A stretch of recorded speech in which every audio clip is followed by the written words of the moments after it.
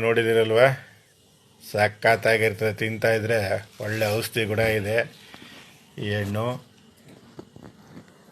ಇದು ಮಾರ್ಕೆಟಲ್ಲಿ ಸಿಗುತ್ತೆ ಮತ್ತು ಬೆಳೆದಿರೋದು ಸಿಗುತ್ತೆ. ತುಂಬ ರೈಟು,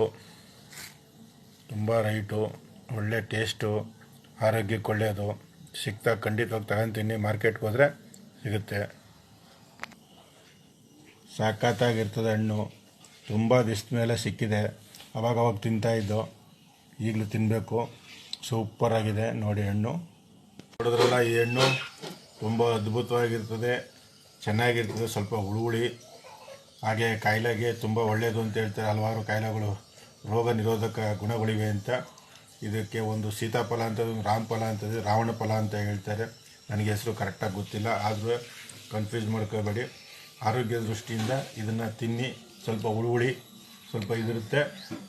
ಹಾಗಾಗಿ ಏನಪ್ಪ ಅಂದರೆ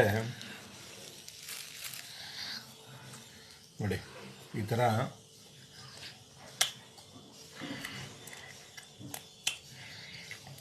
ಇದ್ರ ಜೊತೆಗೆ ಸ್ವಲ್ಪ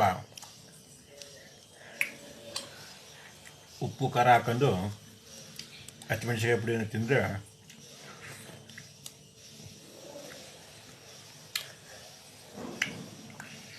ಒಳ್ಳೆ ಟೇಸ್ಟ್ ಕೊಡುತ್ತೆ. ಆರೋಗ್ಯ ದೃಷ್ಟಿಯಿಂದ ತಿನ್ನಿ,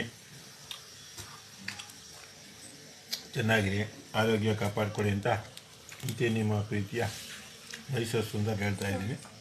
ನಮಸ್ಕಾರ. ಸಖತ್ತಾಗಿರ್ತದೆ.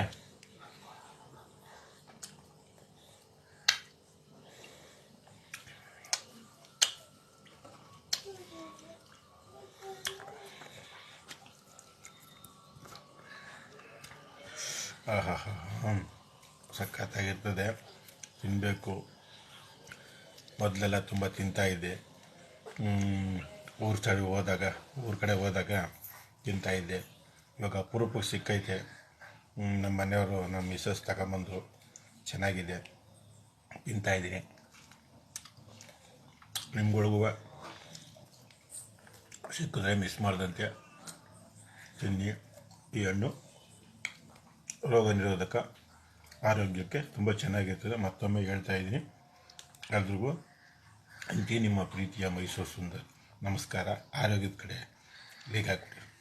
ಎಷ್ಟೇ ಆರೋಗ್ಯದ ಕಡೆ ಲೀಗ ಕೊಟ್ಟರು ಏನೇನಾರು ಅವನೊಂದು ಆಗ್ತಾ ಇರುತ್ತೆ. ಅಂದ್ಬಿಟ್ಟು ಅವು ಯೋಚನೆ ಮಾಡೋಕ್ಕೆ ಹೋಗ್ಬಾರ್ದು. ಧೈರ್ಯವಾಗಿ ಎದುರಿಸ್ಬೇಕು. ಏನಂತೀರಾ?